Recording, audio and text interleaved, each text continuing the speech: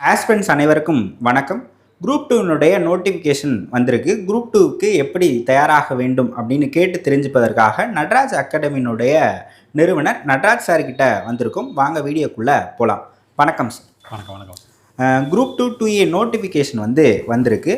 முதல்ல சொல்லுங்கள், group 2A exam pattern எந்த மாதிரி இருக்கும் அதை பற்றி சொல்லுங்கள் சார். ஸோ ஆக்சுவலாக language paper, Tamil R English language paper இருக்குது. அப்புறமா பார்த்திங்கன்னா ஜென்ரல் ஸ்டடீஸ் பேப்பர், பொது அறிவு பேப்பர் இருக்குது. தமிழ் எலிஜிபிலிட்டிங்கிறது நார்மலாக எல்லா எக்ஸாமினேஷனுக்குமே காமன் பேப்பர் தான். ஸோ லாங்குவேஜ் பேப்பர் தான் ரொம்ப முக்கியம். தமிழோ ஆங்கிலமோ அதான் ரொம்ப முக்கியம். இதற்கு முன்னர் எஸ்எஸ்எல்சி ஸ்டாண்டர்ட்னு சொல்லி கொடுத்துருந்தாங்க. இந்த டைம் எஸ்எஸ்எல்சி ஸ்டாண்டர்ட் கொடுக்கல, அதான் வித்தியாசம். ஏன்னா எஸ்எஸ்எல்சி ஸ்டாண்டர்ட் கொடுத்துட்டு தமிழில் பிஹெச்டியில் இருக்கிறதெல்லாம் கேட்குறாங்கன்னு போன வருஷம் ஒரு பெரிய குற்றச்சாட்டு வந்துச்சு. அதனால் இப்போ ரொம்ப தெளிவாக என்ன பண்ணிட்டாங்க, நம்மளை யாரும் ஒன்றும் சொல்லக்கூடாதுங்கிறதுக்காக எஸ்எஸ்எல்சி ஸ்டாண்டர்ட்ங்கிறது எடுத்து விட்டாங்க.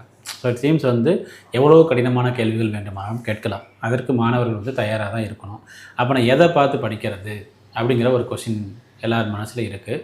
பேசிக்காக ஸ்கூல் புக்ஸை படிங்க, 6லேருந்து 12th வரைக்கும். அப்புறம் டிகிரி லெவலில் இருக்கக்கூடிய ஒரு சில இப்போ தேவிராங்கிற ஒரு புத்தகம் இருக்குது, ரொம்ப முக்கியமான ஒரு புத்தகம். அந்த புத்தகத்தை படிக்கலாம். இல்லை என்றால் பார்த்திங்கன்னா compiled question paper, previous year question அப்படிங்கிற மாதிரி பார்த்திங்க அப்படின்னா கடைகளில் இருக்கும். அதை நீங்கள் தொகுத்து படிக்கலாம். படிக்கிறத ரொம்ப தெளிவாக ஒழுங்காக படிக்கணும். 6லிருந்து 12 வரை இருக்கக்கூடிய தமிழ் பாட புத்தகமாக இருந்தாலும் சரி, ஆங்கில பாட புத்தகமாக இருந்தாலும் சரி, அதை ரொம்ப தெளிவாக நீங்கள் படித்தீங்கன்னா எவ்வளோ கஷ்டமான கேள்வியை அந்த புக்கிலேருந்து கேட்டாலும் நீங்கள் எழுதிடலாம். அதான் ரொம்ப ஒன்று. அண்ட் எஸ்எஸ்எல்சி ஸ்டாண்டர்ட் இல்லைன்னு சொல்லி அவங்க கொடுத்துட்டாங்க. அதுலேருந்து என்ன தெரியுது, எப்படி வேணாலும் கேட்கலாம் அப்படிங்கும் பொழுது எங்களுடைய கோரிக்கையெல்லாம் டிஎன்பிஎஸ்சிக்கு தமிழும் ஆங்கிலமும் ஈக்குவல் வெயிட்டேஜாக இருக்கணும். அதுதான் நாங்கள் கேட்குறோம். சம்டைம்ஸ் தமிழை ஈஸியாக கேட்டு ஆங்கிலத்தை கஷ்டமாக கேட்குறது, ஆங்கிலத்தை பார்த்திங்கன்னா ஈஸியாக கேட்டு தமிழை கஷ்டமாக கேட்குறது, அந்த மாதிரிலாம் எல்லாமே ஈக்குவல் வெயிட்டேஜில் கேட்கணும். அதுக்கப்புறமா பார்த்திங்க அப்படின்னா ஒரு கேள்வி ஒருத்தர் நல்லா ப்ரிப்பேர் பண்ணியிருக்கிறாங்க, ஆனால் அவங்களுக்கு ஆன்சர் தெரியலை அப்படின்னா அவங்களுக்கு தெரியலாம், யாருக்குமே தெரியாது. அதுதான் இங்கே முக்கியம். அதனால் பயப்படக்கூடாது. நிறைய பேர் என்ன பண்ணுவாங்க, இப்போ அவர் படிச்சுட்டு போகிற குரு அப்படிலாம் கிடையவே கிடையாது. ஸ்கூல் புக்கை நல்லா தரவாக படிங்க. அண்டு மேக்ஸை பொறுத்தளவு ப்ரீவியஸ் இயர் கொஸ்டின் பேப்பரில் என்னென்ன வழியிலலாம் மேக்ஸ் கேட்டிருக்கிறாங்க, எந்தெந்த ஏரியாஸ் அதிகமாக கேட்டிருக்கிறாங்க, அதெல்லாம் பார்த்து ஒர்க் அவுட் பண்ணிவிட்டு அந்த மாதிரி நீங்கள் படிக்கணும். மற்றபடி பொது அறிவை பொறுத்தளவு ஸ்கூல் புக்கு தான் 6லேருந்து 12th வரைக்கும், சயின்ஸு, சோஷியல் சயின்ஸு, 6லேருந்து 10th வரைக்கும். 11th 12th பொறுத்தளவு ரொம்ப முக்கியமாக political science, economics and history இதெல்லாமே படிக்கணும்.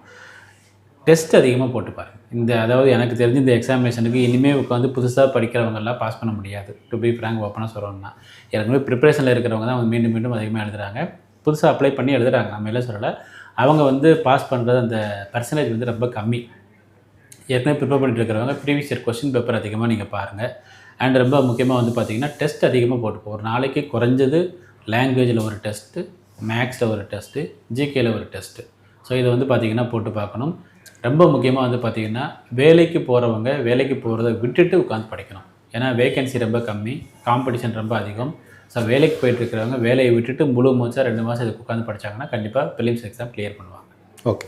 இப்போ ஸ்கூல் புக்ஸ் பற்றி பேசும்போது எல்லாருமே என்ன கேட்பாங்க அப்படின்னா, என்ன ஸ்டாண்டர்ட்லேருந்து எந்த ஸ்டாண்டர்ட் வரைக்கும் படிக்கணும் அப்படின்னு கேட்பாங்க. நியூ புக்ஸ் மட்டும் படித்தா போதுமா, இல்லை ஓல்டு புக்ஸும் சேர்ந்து படிக்கணுமா அப்படின்னு கேட்பாங்க. இது ரெண்டுத்துக்குமே சொல்லுங்கள் சார்.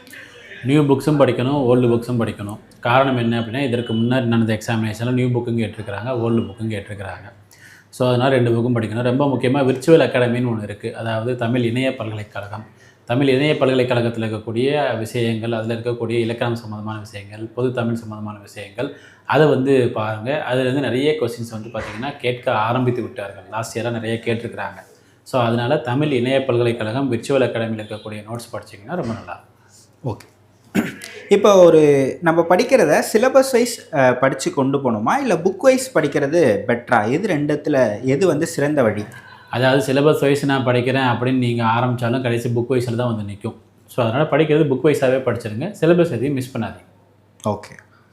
இப்போ புதுசாக படிக்க வரவங்க நிறைய இப்போ நோட்டிஃபிகேஷன் வந்த பிறகு நிறைய டிஎம்ஸில் பண்ணுறாங்க. நான் குரூப் 2க்கு அப்ளை பண்ணலான்னு இருக்கேன், படிக்கலான்னு இருக்கேன், நான் எங்கேருந்து ஸ்டார்ட் பண்ணுறதுன்னு சொல்லுங்கள், நான் எப்படி படிக்கிறதுன்னு சொல்லுங்கள் அப்படின்னு நிறைய டிஎம்ஸ் வருது எனக்கு.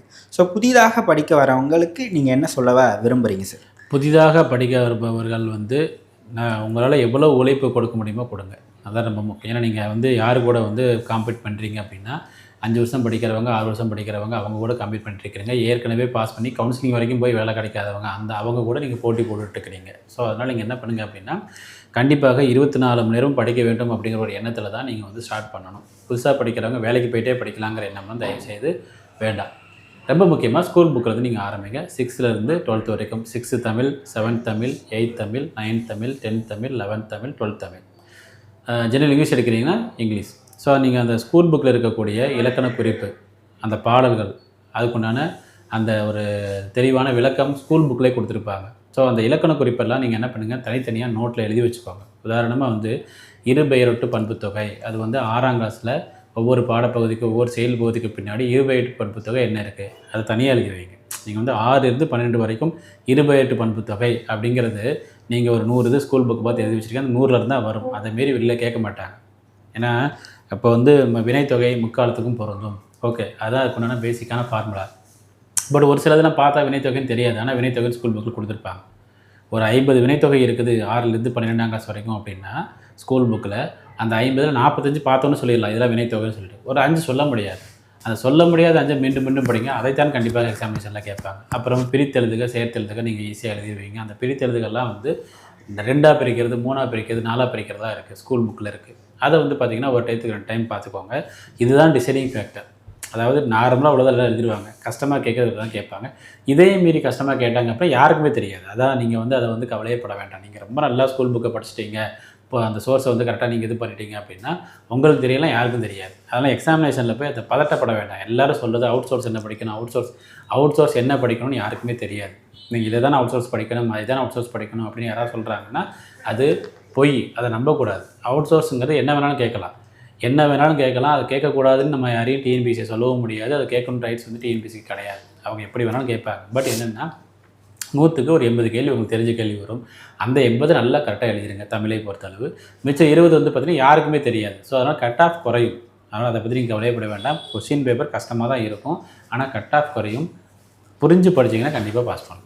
ஓகே, அடுத்த கேள்வி பெரும்பாலானவர்கள் கேட்குறது அவுட் சோர்ஸ். நீங்கள் சொன்ன மாதிரி தமிழுக்கும் கேட்குறாங்க, ஜிஎஸ்க்கும் கேட்குறாங்க. ஜிஎஸ்க்கு நாங்கள் என்னென்ன புக்ஸ்லாம் அவுட் சோர்ஸ் படிக்கிறது அப்படின்ட்டு. தமிழுக்கு சொன்னீங்க, ஜிஎஸ்க்கு சொல்லுங்கள் என்னென்ன அவுட் சோர்ஸ் படிக்கலாம். ஜிஎஸ் வரலாறை பொறுத்தளவு வெங்கடேசன் அவர்களுடைய புத்தகம், அவர் புக்கு தான் ரொம்ப முக்கியமாக ரெஃபர் பண்ணுறாங்க. அது வந்து நீங்கள் வந்து தமிழக வரலாறாக இருக்கட்டும், இந்திய வரலாறாக இருக்கட்டும், எல்லாமே வெங்கடேசன் புக்கு தான் ரெஃபர் பண்ணுறாங்க. அப்புறம் புவியியல் பொறுத்தளவு அரிஹந்த் பப்ளிகேஷன் புக் இருக்குது. அது நீங்கள் வந்து ஒரு ஜியாகிரஃபி அண்ட் எக்கனாமிக்ஸ், புவியியல் மற்றும் பொருளாதாரத்துக்கு அரிஹந்த் புக்கு நீங்கள் வந்து ரெஃபர் பண்ணிக்கலாம். அப்புறமா பொலிட்டிக்கல் சயின்ஸ், அரசியல் அறிவியலை பொறுத்தளவு இங்கிலீஷில் படிக்கிறதா இருந்தால் லக்ஷ்மிகாந்த் புக் இருக்குது, தமிழில் வெங்கடேசன் புக்கே போதும், அதை வச்சு நீங்கள் வந்து படிச்சுக்கலாம். அண்டு இது போக இதர பொது அறிவு, அதான் ஜென்ரல் நாலேஜ் அப்படிங்கிற மாதிரி ஒரு ஏரியா உண்டு. முக்கியமான தினங்கள் கேட்பாங்க, முக்கியமான நதிகள் கேட்பாங்க, அப்புறமா அவார்ட்ஸ் கேட்பாங்க, யார் யாருக்கு என்னென்ன அவார்டு கொடுத்துருக்குறாங்க, பாரத ரத்னா எப்போ ஆரம்பித்தாங்க, இந்த மாதிரி ஒரு சில விஷயங்கள். அதுக்கு வந்து நம்முடைய மனோரமா இயர் புக் இருக்குது. அந்த மனோரமா இயர் புக் படிச்சிங்கன்னா நீங்கள் வந்து அதுலேருந்து கேட்குற கேள்விகளுக்கு சரியாக நீங்கள் வந்து ஆன்சர் வந்து எழுதலாம். ஓகே, இன்னொன்று வந்து கரண்ட் அஃபேர்ஸ் வந்து எப்படி படிக்கிறதுனே தெரியல, எங்கேருந்து படிக்கலாம் அப்படின்றத கேட்பாங்க. கரண்ட் அஃபேர்ஸ் எந்த மாதிரி படிக்கிறது சார்? கரண்ட் அஃபேர்ஸை பொறுத்தளவு தினமணி மற்றும் தின இந்து பேப்பர் தான். இந்த 2 பேப்பரில் தான் கேள்விகள் வரும். அதேமாரி வேறு எங்கேயுமே வராது. நீங்கள் டெய்லி பேப்பர் படிக்கிற ஒரு பழக்கம் இருந்தாலே போதும். நீங்கள் வந்து அதை மனப்பாடம் பண்ண கூட அவசியம் கிடையாது. டெய்லி பேப்பர் படிக்கிற பழக்கம் இருந்தாலே கரண்ட் அஃபேர்ஸ் கேள்விகள் எழுதிடலாம். 2வது வந்து குரூப் 2 போன்ற எக்ஸாமினேஷனில் கரண்ட் அஃபேர்ஸ் வந்து ரொம்ப அதிகமாக கேட்க மாட்டாங்க. ஏன்னா பொது அறிவில் மொத்தம் 100 கேள்வி, அதில் வந்து ஒரு பர்சன்டேஜ் ஆஃப் கொஸ்டின்ஸ் வந்து மேக்ஸ் அது தனியாக போயிடும். பேலன்ஸ் இருக்கிறது வந்து ஒரு 60லேருந்து 65 கேள்வி தான். அந்த 60லேருந்து 65 கேள்வியில் தான் உங்களுக்கு வரலாறு கேட்கணும், புவியியல் கேட்கணும், பொருளாதாரம் கேட்கணும், அரசியலறிவியல் கேட்கணும். அதுக்கப்புறமா வந்து பார்த்திங்கன்னா இதர பொது அறிவு சொல்லக்கூடியது, science, physics, chemistry, biology. So அதனால் வந்து பார்த்திங்கன்னா கரண்ட் அஃபேர்ஸ் கேள்விகள் ரொம்ப அதிகமாக கேட்க மாட்டாங்க. போனால் மிஞ்சி போனால் 5 கேள்வி கேட்பாங்க. அதுக்கு நீங்கள் டெய்லி பேப்பரை படித்தா. ஓகே, நான் 2 ஆண்டுகளாக டிஎன்பிஎஸ்சியில் பாஸ் பண்ணவங்ககிட்ட இன்டர்வியூ எடுக்கிறேன். அதில் 2024 அந்த 25 அந்த காலகட்டத்தில் படித்தவங்களாம் லாங்குவேஜுக்கு அதிக ப்ரிஃபரன்ஸ், லாங்குவேஜுக்கும் மேக்ஸுக்கும் அதிக ப்ரிஃபரன்ஸ் கொடுத்து படித்தவங்களாக இருந்திருக்கிறாங்க. ஜிஎஸ்சில் கம்பேர் பண்ணும்போது ஒரு 3 யூனிட் 4 யூனிட் அந்தளவுக்கு தான் இம்பார்ட்டன்ஸ் கொடுத்து படிச்சிருக்காங்க. இனி வரும் ஆஸ்பிரன்ஸ் வந்து 3த்துக்குமே ஈக்குவலாக இம்பார்ட்டன்ஸ் கொடுத்து படிக்கணும். ஏன்னா தமிழ் ரொம்ப கஷ்டமாகிட்டே போகுதில்ல. கண்டிப்பாக கரெக்ட். இது நீங்கள் சொல்கிறது முழுவதுமான கரெக்டு. அவுட் சோர்ஸ் எங்கே படிக்கிறது அப்படிங்கிற மாதிரி ஒரு மன உளைச்சலை அதை கேட்குறத விட்டுட்டு ஜிஎஸ் நல்லா கான்சென்ட்ரேட் பண்ணி படிக்கும். இந்த ஜிஎஸ் நல்லா கான்சென்ட்ரேட் பண்ணி படிக்கும்பொழுது தமிழில் கேள்விகள் ஒரு சில நேரங்களில் ரொம்ப அவுட் சோர்ஸ் எடுத்துட்டாங்க, ரொம்ப அதிகமாக கேட்டாங்கன்னா அது நீங்கள் வந்து ஜிஎஸ்சில் வந்து ஈஸியாக டேக்கிள் பண்ணிக்கலாம். ஏன்னா இது வரைக்கும் பாஸ் பண்ண எல்லாருமே ஜிஎஸ்ஸை விட்டுருவாங்க, அதிகமாக படிக்க மாட்டாங்க. தமிழ் மேக்ஸ் 125, அது 125 போட்டுருவோம். ஜிஎஸ்சில் வந்து ஒரு 40 ரைட்டாக வந்துடும் அப்படிங்கிற ஒரு எண்ணமாக தான் உங்களுக்கு இருக்கும் குரூப் 2 தேர்வை பொறுத்தளவு. இப்போ தமிழில் நீங்கள் எப்படி படித்தாலும் 80க்கு மேலே எடுக்கலை அப்படிங்கும் பொழுது ஜிஎஸ் கான்சன்ட்ரேட் பண்ணுங்கள். இங்கே விட்டதை நீங்கள் அங்கே படிச்சுக்கலாம். ஸோ இது ஒரு நல்ல ஒரு விஷயம். இதை வந்து பார்த்தீங்கன்னா ஜிஎஸ்க்கு அதிகமான இம்பார்ட்டன்ஸ் கொடுத்து கேண்டிடேட்ஸ் படிக்க ஆரம்பித்தாங்க அப்படின்னா தமிழ் எவ்வளோ அதிகமாக ரொம்ப கஷ்டமாக கேட்டாலும் பாதிக்கப்படுவதில்லை.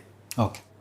இப்போ எப்படி படிக்கலாம் அப்படின்னு சொன்னீங்க. நிறைய பேர் நோட்ஸ் எடுத்து படிக்கணுமா, இல்லை வந்து புத்தகத்திலேயே படிக்கிறது பெட்டரா அப்படின்ற மாதிரி கேட்பாங்க. ஏன்னா நோட்ஸ் எடுக்கிறது எனக்கு நேரம் குறைவாக இருக்குது, இந்த ஹவுஸ் ஒய்ஃப் ஆஸ்பிரண்ட்டாக இருக்குங்களா நோட்ஸ் எடுக்க குறைவான நேரம் தான் இருக்குது அப்படின்னு சொல்லுவாங்க. ஸோ நோட்ஸ் எடுத்து படிப்பது முக்கியமா?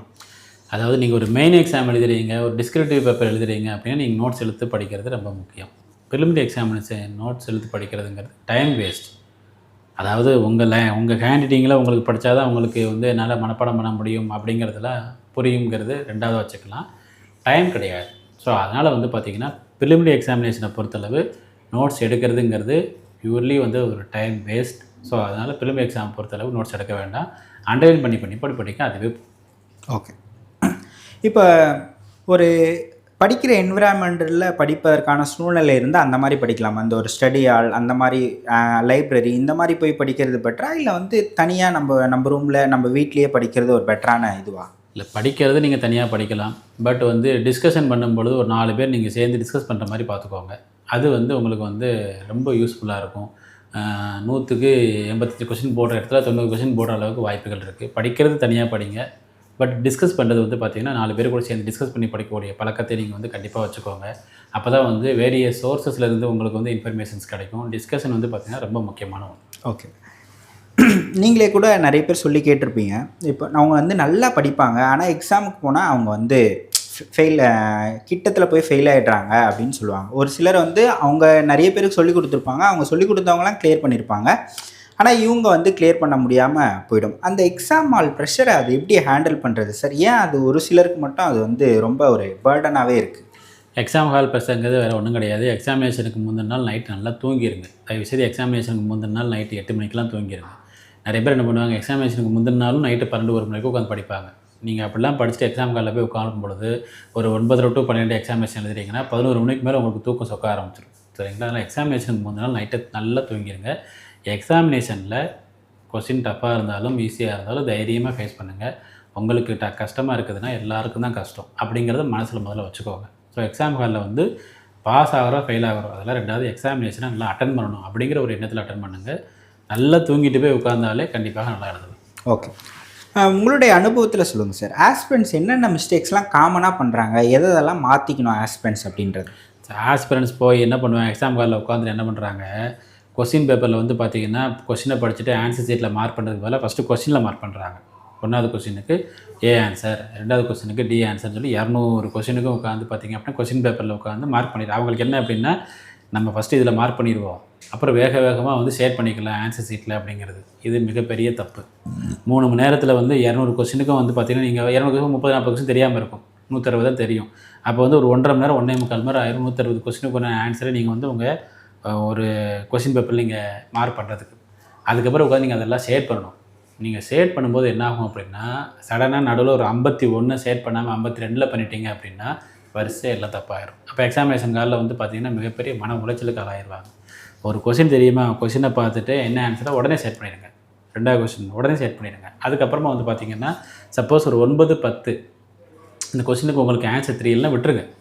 பட் 50வது கொஸ்டினுக்கும் இந்த 9வது கொஸ்டினுக்கும் ஒரு சிமிலாரிட்டி இருக்கும். பட் 50வது கொஸ்டினுக்கு உங்களுக்கு ஆன்சர் தெரியும், அதை வச்சு 1வது கொஸ்டின் கண்டுபிடிக்கலாம். இந்த மாதிரிலாம் கொஸ்டின் பேப்பர் செட் பண்ணுவாங்க. ஸோ அந்த மாதிரி ஒரு சில விஷயங்கள் வந்து நீங்கள் இதில் வந்து ஃபாலோ பண்ணணும்.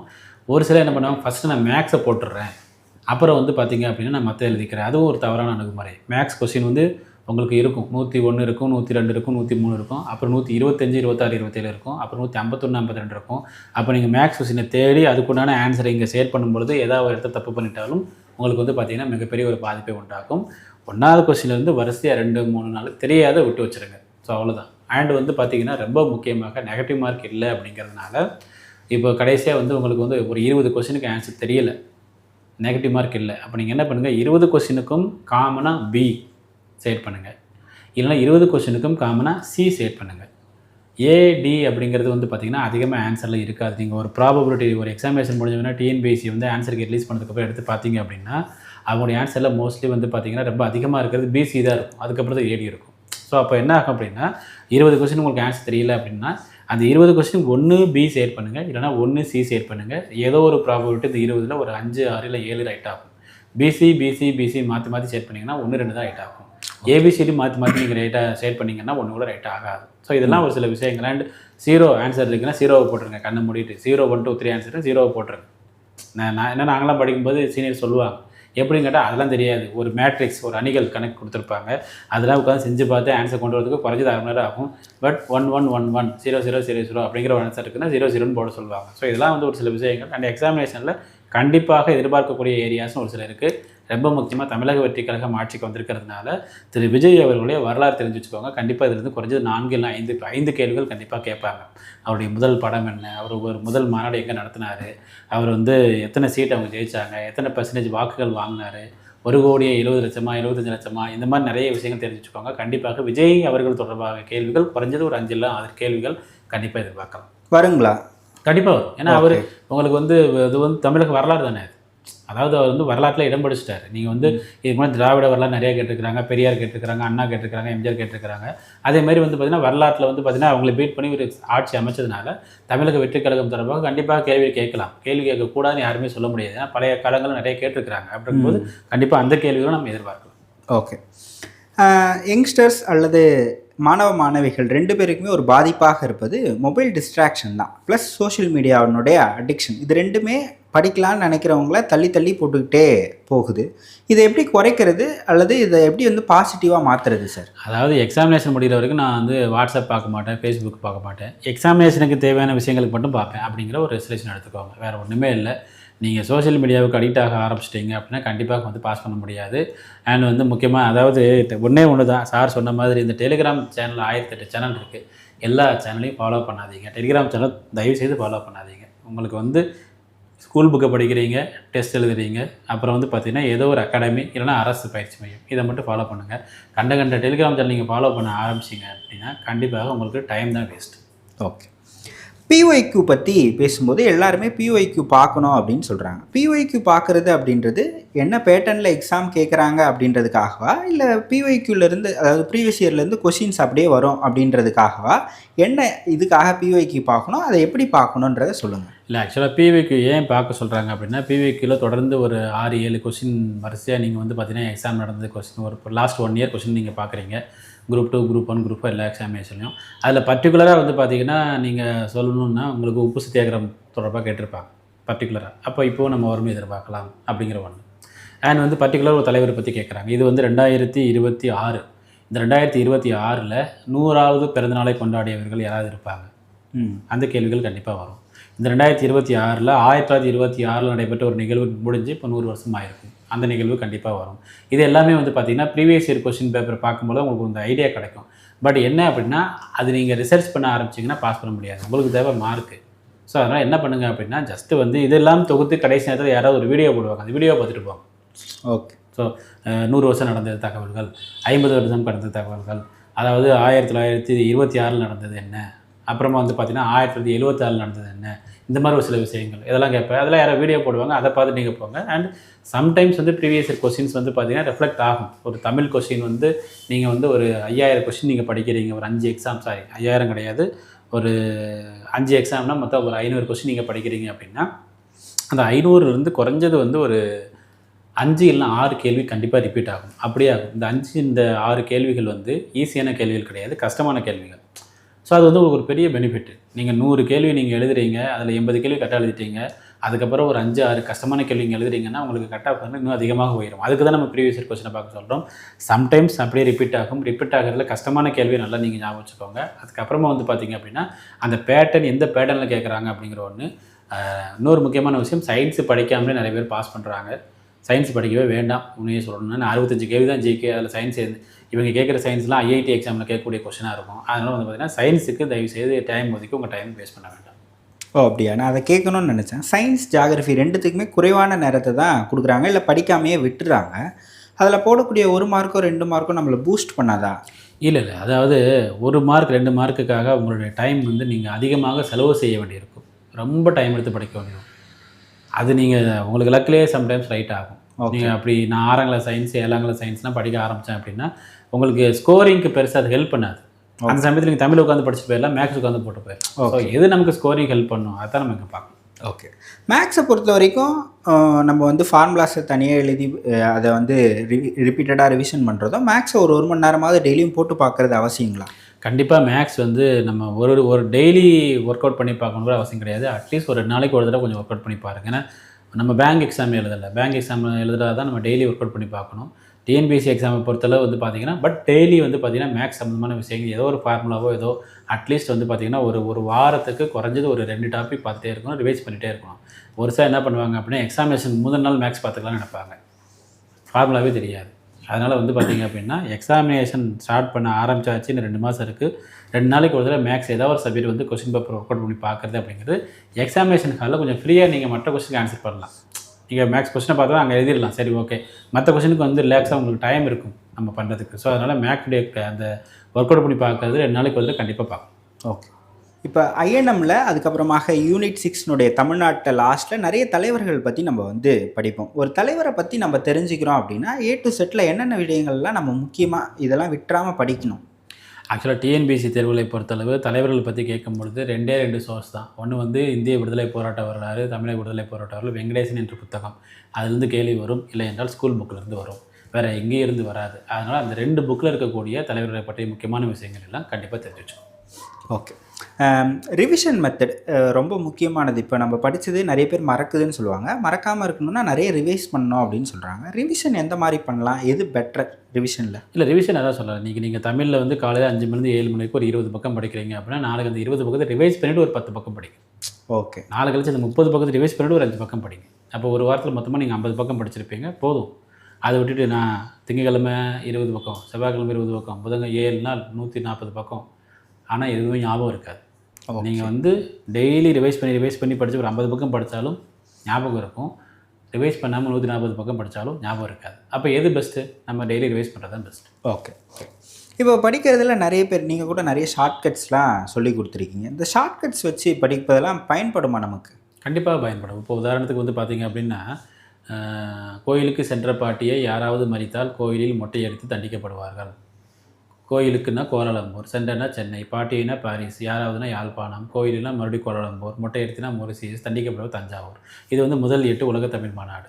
இப்போ கோயிலுக்கு சென்ற பாட்டியை யாராவது மறித்தால் கோயிலில் மொட்டையை தண்டிக்க, இது ஈஸியாக ஞாபகம் வச்சுக்கலாம். 5வது உலக தமிழ் மாநாடு எங்கே நடைபெற்றது? இந்த இடத்துல வரும். கோயிலுக்கு சென்ற பாட்டியை யாராவது மறித்தால்னா மதுரையில் நடைபெற்றது. 8வது உலக தமிழ் மாநாடு எங்கே நடைபெற்றது? தண்டிக்கப்படுவார்கள், தஞ்சாவூர், தஞ்சாவூர். ஸோ ஷார்ட்கட் அப்படிங்கிறது என்ன அப்படின்னா ஒரு 4-5 கொஸ்டின் எக்ஸ்ட்ரா ஆன்சர் பண்ணலாம்.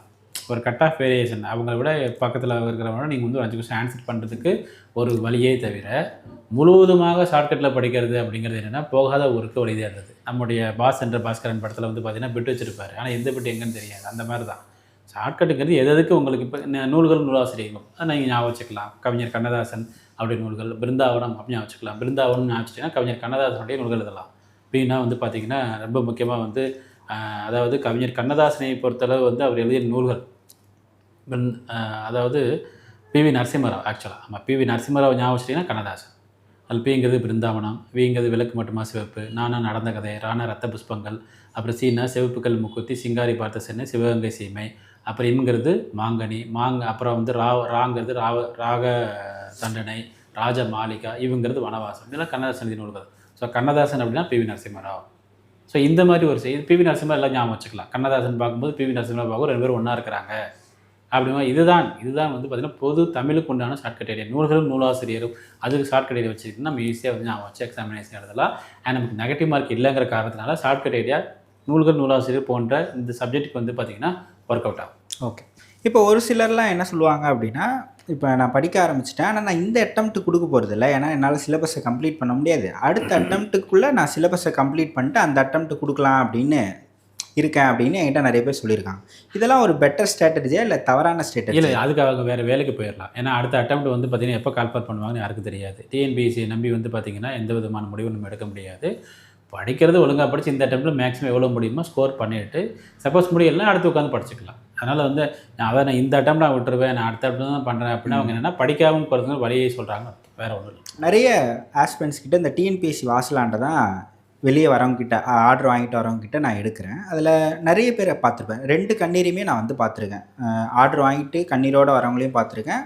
நூழையில் மிஸ் ஆகிட்டு கண்ணீரோடு வரவங்களையும் பார்த்துருப்பேன். இந்த கவுன்சிலிங் ஹால் வரைக்கும் போயிட்டு தோல்வி அடைஞ்சிட்டு இந்த அட்டெம்ப்ட் கொடுக்க போகிறவங்களுக்கு உங்களோட மெசேஜ் சொல்லுங்கள் சார். அதாவது தோல்வி தான் வந்து வெற்றிக்கு முதல் படி. நமக்கு வந்து கிடைக்காம போயிடுச்சு, நம்ம தோல்வி அடைஞ்சிட்டோம் அப்படின்னு நினைக்க வேண்டாம். அடுத்த டைம் வந்து இதை விட நல்ல ஜாப் கிடைக்கும். இப்போ உங்களுக்கு வந்து ஒரு ஜாப் மிஸ் ஆயிடுச்சு, அவர் பாஸ் பண்ணிட்டாரு, நான் பாஸ் பண்ணல. அவர் எந்த துறை அவருக்கு கிடச்சிருக்கு, அவருக்கு வந்து மீன்கள் நலத்துறை, மீனவர் நலத்துறை கிடைக்கும். நமக்கு அடுத்த வருஷம் வந்து பார்த்திங்கன்னா வருவாய்த்துறை கிடைக்கும். அவ்வளோதான். அதனால் வந்து அந்த தோத்துட்டோம் அப்படிங்கிறது உங்களுக்கு எது வேணால் நம்ம வந்து உழைப்பே கொடுத்துருக்குறோம். இந்த உழைப்பு வந்து பார்த்திங்கன்னா ஒரு பேஸ். நாளைக்கு ஒரு உயரத்தை அடைவதற்கு கண்டிப்பாக வந்து பார்த்திங்கன்னா உழைப்பை கொடுக்கணும். அந்த உழைப்பை நீங்கள் கொடுத்துருக்கீங்க. ஒரு சிலருக்கு உடனே கிடச்சிச்சு, நமக்கு கொஞ்சம் லேட் ஆகுது அப்படின்னா வேறு ஏதாவது கடவுள் பின்னாடி வந்து பார்த்திங்கன்னா உங்களுக்கு அதிகமாக வந்து செய்வார். அதனால் அந்த ஒரு நம்பிக்கையில் வந்து பார்த்திங்க அப்படின்னா தோல்வியடைந்தவர்கள் மீண்டும் படிக்க வேண்டும். ஓகே. இப்போ ஒரு ஒரு டிசிப்ளினாக படிக்கணும், கன்சிஸ்டன்சியாக படிக்கணும் அப்படின்னு எல்லாருமே சொல்லுவாங்க. இதில் வந்து இப்போ ஒரு இப்போ நான் ஒரு 5 மணிக்கு இன்றைக்கி படிக்க ஸ்டார்ட் பண்ணணும்னு நினைக்கிறேன் அப்படின்னா, ஒரு 5, 5:30 ஆகிடுச்சு அப்படின்னா, ஐயோ 1/2 மணி நேரத்தை நான் வேஸ்ட் பண்ணிட்டேன்னு ஒரு ரிக்ரெட் ஃபீலில் போயிட்டு அந்த நாளையே வேஸ்ட் பண்ணுறவங்களாம் இருக்காங்க. இந்த மாதிரி ஒரு டார்கெட் வச்சு படிக்கணும் அப்படின்னு சொல்லுவாங்க. அந்த டார்கெட்டை முடிக்க முடியலனா, ஐயோ நம்மளால் முடியலையே அப்படின்னு ரிக்ரெட் பண்ணிட்டு அந்த நாளை வேஸ்ட் பண்ணுறவங்களாம் இருக்காங்க. ஸோ இந்த டார்கெட், அந்த ரிக்ரெட், அந்த இதுலலாம் எப்படி வெளியே வர்றதுன்னு சார்? இல்லை, 1/2 மணி நேரம் கழித்து 5 மணிக்கு படிக்கிறது 5:30க்கு தான் படிக்க ஆரம்பிச்சிருக்கோம் அப்படின்னா, அதையோ அப்படிலாம் எதுவுமே யோசிக்காமல் 12 மணிக்கு தூங்குறத 12:30க்கு தூங்குங்க. அவ்வளோதான். 1/2 மணி நேரம் கழித்து தூங்குங்க. அதாவது எக்ஸாமினேஷன் ப்ரிப்பேர் பண்ணக்கூடிய அந்த 2 மாதமும் வந்து பார்த்திங்கன்னா மைண்டு வந்து ரொம்ப கிளியராக இருக்கணும். மைண்டு வந்து ரொம்ப ப்யூராக இருக்கணும். எந்த விஷயத்தையும் யோசிக்கக்கூடாது. அதனால தான் வந்து பார்த்திங்க அப்படின்னா மாணவர்கள் ஒன்றா உட்காந்து படிக்கிறதுக்கு ஒரு சில வசதிகள், ஸ்டடி ஹால் அந்த மாதிரி வசதிகள் நிறைய பேர் பண்ணி கொடுக்குறாங்க. காரணம் என்னென்னா வீட்டில் என்ன நடக்குன்னே தெரியாது, படிக்கிறது மட்டும் தான் நம்ம வேலை அப்படின்னு சொல்லிட்டு. வேலைக்கு போகிறவங்களாம் எதுக்கு லீவ் போடுறாங்கன்னா வேலைக்கு போய்ட்டு உட்காந்து படிக்க முடியாது. ஸோ அதனால் வந்து ஒரு 1/2 மணி நேரம் நம்ம வந்து லேட்டாக எந்திரிச்சிட்டோம் அப்படின்னா 1/2 மணி நேரம் வந்து லேட்டாக தூங்குங்க. அவ்வளோதான். இதுவே தவிர நம்ம தான் வந்து பார்த்திங்கன்னா நம்ம மனசை வந்து கட்டுப்படுத்தி கொள்ள வேண்டும். ஓகே. நிறைய பேர் கிட்ட நம்மளால் முடியுமா அப்படின்ற ஒரு ஃபியர் இருக்குது. அதுதான் நம்மளை என்ன சொல்லுது, நம்மளை புஷ் பண்ண அடுத்த நிலைக்கு கொண்டு போகாமல் அந்த ஃபியர் அப்படியே நம்மளை இங்கேயே தேக்கி வச்சுருக்கு அப்படின்னு நான் நினைக்கிறேன். இந்த ஃபியர் எப்படி ஓவர் கம் பண்ணுறது சார்? நம்மளால் முடியுமா, இவ்வளோ பேர் படிக்கிறாங்க அப்படின்ற ஒரு ஃபியர் இருக்குல்ல இந்த டிஎன்பிஎஸ்சி ஆஸ்பிரண்ட்ஸ் கிட்ட, அதை எப்படி ஓவர் கம் பண்ணுறது? இல்லை, நம்மளால் முடியுமா அப்படிங்கிற ஒரு ஃபியர் இருக்குதுன்னா, இப்போ நீங்கள் சொல்லியிருக்கிறீங்க நிறைய பேர் பாஸ் பண்ணியிருக்கிறாங்க, ஃபெயிலும் ஆகிருக்கிறாங்க, அவங்களோட வீடியோஸ்லாம் எடுத்து அந்த வீடியோஸ் எடுத்து பார்க்க சொல்லுங்கள். அந்த வீடியோஸில் வந்து அவங்க சொல்லக்கூடிய விஷயங்கள் ஜஸ்ட் இதெல்லாம் வந்து பார்த்திங்கன்னா உங்களுக்கு வந்து நம்ம ஒரு ரிலாக்ஸ் பண்ணுறதுக்கு தான். ஐயோ நம்மளால் முடியுமா அப்படின்னு யோசிக்கும்பொழுது சாரல் துளி அதில் போய்ட்டு அவங்க பேச ஒரு நிமிஷம் கேட்டுட்டு ஓகே அவங்களே பாஸ் பண்ணிக்கிறாங்க, நம்ம பாஸ் பண்ண முடியாதா அப்படிங்கிற ஒரு எண்ணத்தை வந்து இன்னும் படிக்க ஆரம்பிக்கணும். நம்மளால் முடியுமா அப்படிங்கிறது அந்த யோசனையை வந்து நீண்ட காலத்துக்கு எடுத்துக்கொண்டு சென்று இருக்கவே கூடாது. அப்படி பண்ணிங்கன்னா நெகட்டிவான ரிசல்ட் தான். ஓகே. இப்போ 2 2Aன்னு 2 கால்ஃபர் பண்ணுறாங்களே சார், இதுக்கு என்ன வித்தியாசம்? இல்லை ஏதாவது வித்தியாசங்கள் இருக்கா? இல்லை, ஸ்கேல் பே, அதாவது 2ல் வந்து ஸ்கேல் பே அதிகமாக இருக்கும், சம்பளம் அதிகமாக இருக்கும். 2Aல கம்மியாக இருக்கும். அண்ட் ரொம்ப முக்கியமாக வந்து பார்த்திங்க அப்படின்னா முக்கியமான ஒரு சில பொசிஷன்ஸ் வந்து 2ல் இருக்கும். அசிஸ்டன்ட் லெவலில் இருக்கக்கூடிய ஒரு சில பொசிஷன்ஸ் வந்து பார்த்திங்கன்னா 2Aல இருக்கும். 2Aலேருந்து நீங்கள் வந்து 2 ப்ரமோஷன் ஆகி போகிறதுக்கு குறைஞ்சது 4 வருஷம் 5 வருஷம் ஆகும். நீங்கள் நல்லா படிச்சிங்க அப்படின்னா 4 வருஷம் 5 வருஷம் இதில் சேவ் பண்ணிக்கலாம். ஓகே. இப்போ இன்னொன்றுமே ஆஸ்பிரண்ட்ஸ் என்ன கேட்பாங்க அப்படின்னா, இப்போ நம்ம படிக்கிறோம் அப்படின்னா இப்போ ஒரு டார்கெட் வச்சு படிக்கணுமா? நான் எப்படி கேட்குறேன்னா, ஃபஸ்ட்டு நாள் கவுன்சிலிங்கில் ஃபஸ்ட்டு டேவே நான் போயிடுவேன். ஏன்னா ரிசர்வேஷன் சிஸ்டம் இருக்குது, நம்மளை வெளியே அனுப்புறதுக்கு நிறைய வழிகள் இருக்குது அப்படின்றதுனால நம்ம ஃபஸ்ட்டு நாளில் ஃபஸ்ட்டு பேட்ச்லேயே போயிட்டால் நம்ம சேஃப் இல்லை. அதை எப்படி நம்ம வந்து ஃபிக்ஸ் பண்ணி படிக்கிறது?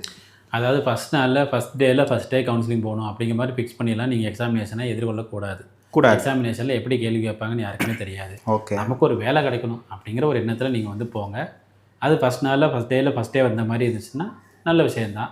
2ஆம் நாள் வருதுன்னா ஏதோ ஒரு வேலை கிடச்சிது, அவ்வளோதான். ஏன்னா எந்த வேலையும் கிடைக்காம கடைசி நாள் கவுன்சிலிங்கில் வெளியே போகிறவங்களும் இருக்கிறாங்க. ஸோ அவங்கள கம்பேர் பண்ணும் நமக்கு ஏதாவது ஒரு வேலை கிடச்சிடும் அப்படிங்கிற ஒரு இதில் போகிறது தான் வந்து பார்த்திங்கன்னா ப்ரிப்பேர் பண்ணுறது தான் நல்லது. ஓகே. இப்போ செப்டம்பர் 27 வந்து குரூப் 1 எக்ஸாம் நடக்க போகுது. அது எழுதக்கூடியவங்களுக்கு ப்ளஸ் நவம்பர் 1 குரூப் 2 ப்ரிலிம்ஸ் நடக்க போகுது. இது 2 எழுதக்கூடிய ஆஸ்பிரண்ட்ஸ்க்கு உங்களோட மெசேஜ் சொல்லுங்கள் சார். செப்டம்பர் 27, நவம்பர் 1 2 முக்கியமான நாளில் உங்கள் கேலண்டரில் நீங்கள் குறித்து வச்சுக்கோங்க. வேறு எந்த வேலையும் கிடையாது. அது வரைக்கும் நிம்மதியாக படிக்கிறது மட்டுமே ஒரு வேலையாக வச்சுக்கோங்க. கால்ஃபாரில் வந்து வேகன்சி குறைஞ்சிருச்சு, கூடிருச்சு. இது குறைஞ்சாலும் நம்ம ஒன்றும் பண்ண முடியாது. இதுக்கப்புறம் வந்து நான் வந்து விஜய் அவர்களுக்கு போட்ட ஓட்டை வந்து திருப்பி வாபஸ் வாங்க முடியாது. அதுக்கெலாம் சட்டத்தில் இடம் இல்லை. அதனால் வந்து பார்த்திங்கன்னா எல்லாருக்கும் இதே வேகன்சி தான், நம்ம படிப்போம் அப்படிங்கிற மாதிரி வந்து பார்த்திங்கன்னா தயவுசெய்து கான்ஃபிடென்ட்டோட படிக்கும். வேறு ஒன்றும் இல்லை. ஓகே. ரொம்ப நன்றி sir. Thank you so much. Okay sir.